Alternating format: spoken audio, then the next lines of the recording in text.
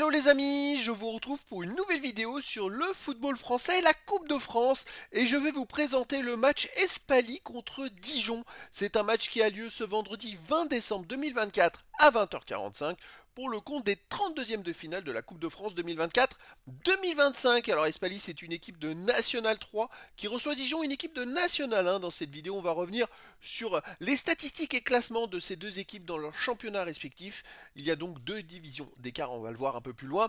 On verra également les buteurs de Dijon en National 1 et on enchaînera par les 10 derniers résultats, toutes compétitions confondues, les stats d'Espalier et de Dijon, ce qui nous permettra d'avoir une idée et une tendance à cette rencontre. Alors donc, ces deux équipes ont donc deux divisions d'écart en faveur de Dijon qui joue en National 1. Alors Espali en National 3, ils sont 10e dans leur poule avec 12 points en 11 matchs, moins 2 de différence de but. Pas un très très bon début de championnat, je crois qu'il n'y a que 14 équipes dans ce championnat-là.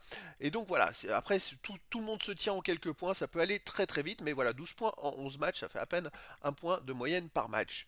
De son côté, Dijon est 5e en National 1 avec 22 points en 14 matchs, 6 victoires, 4 nuls, 4 défaites, 11 buts marqués, 8 buts encaissés plus 3 de différence de but. Alors je crois qu'ils ont la particularité d'avoir la meilleure défense et la moins bonne attaque, il me semble, de National 1. Mais voilà, c'est comme ça, Dijon réalise quand même une très bonne saison. Et donc c'est vrai qu'on a plutôt Espali dans le bas du classement et Dijon dans le haut du classement, alors qu'il y a déjà deux divisions d'écart entre ces deux équipes. Après, ça se joue à Espali.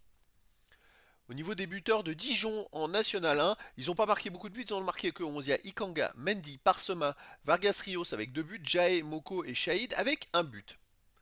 Alors les 10 derniers résultats, toutes compétitions confondues. Pour Espali, on a 4 victoires, 3 nuls, 3 défaites, 13 buts pour, 10 contre, plus 3 de différence de but. Ils sont même invaincus sur les 5 derniers matchs avec 2 victoires et 3 nuls. Et les 2 victoires, c'était en Coupe de France. Et les 3 nuls, c'était justement en championnat. Donc en championnat, ça va un peu moins bien, parce que même avant ce match-là, ils avaient perdu. Donc ils restent pas sur des très très bons résultats en championnat, et c'est pour ça qu'ils sont aussi bas au classement. En Coupe de France, au tour précédent, ils ont gagné 3-0 à Couzex Chaptelat. Et au tour d'avant, ils avaient gagné 1-0 à domicile contre Biars Bretenoux. Donc voilà, c'est une équipe qui se défend, on va dire, mais c'est quand même compliqué sur les derniers résultats. À domicile, ils ont fait un partout contre Cessinet, sinon ils ont fait 2-2 contre Saint-Étienne 2. Ils ont donc battu Biars Bretenoux 1-0, ils ont battu Tsiassieu-Dessines 2-0, et ils ont battu Thonon-Evian 2-1. Donc à domicile, en fait c'est plutôt à l'extérieur où ça va pas trop. À domicile, sur les 5 derniers matchs, ils sont quand même invaincus avec 3 victoires et 2 nuls. Dijon sur les 10 derniers matchs, c'est 5 victoires, 3 nuls, 2 défaites, 12 buts pour, 7 contre, plus 5 de différence de but en Coupe de France. On va prendre que les matchs à l'extérieur. Ils restent sur 2 matchs de suite en National 1. Alors ils sont bien classés, ils sont 5e, ils ont fait une très très belle remontée parce qu'ils n'étaient pas très bien partis. Mais par contre sur les 2 derniers matchs, ils n'ont pris qu'un point. Et ils ont fait une défaite et un nul. Et surtout ils n'ont pas marqué de but sur les 2 derniers matchs en National 1.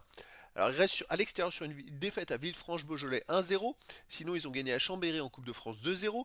Ils ont gagné 4-2 à Grandvilla en Coupe de France. Ils ont aussi gagné 2-1 à Concarneau.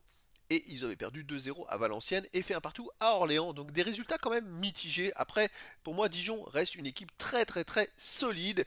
Et donc pour moi, c'est le favori bien sûr pour la qualif. Mais je les verrai quand même passer. C'est vrai que je dirais que dans la Coupe de France, tous les exploits sont possibles. Mais pour moi, je miserais plus sur une qualification de Dijon. Après donc voilà, dans le foot, tout est possible les amis, et donc je vous donne rendez-vous ce vendredi 20 décembre 2024 à 20h45 pour le match de football de 32e de finale de la Coupe de France 2024-2025. Espali, qui joue en National 3, reçoit Dijon, une équipe de National 1. Voilà les amis, je vous dis à très bientôt pour une nouvelle vidéo.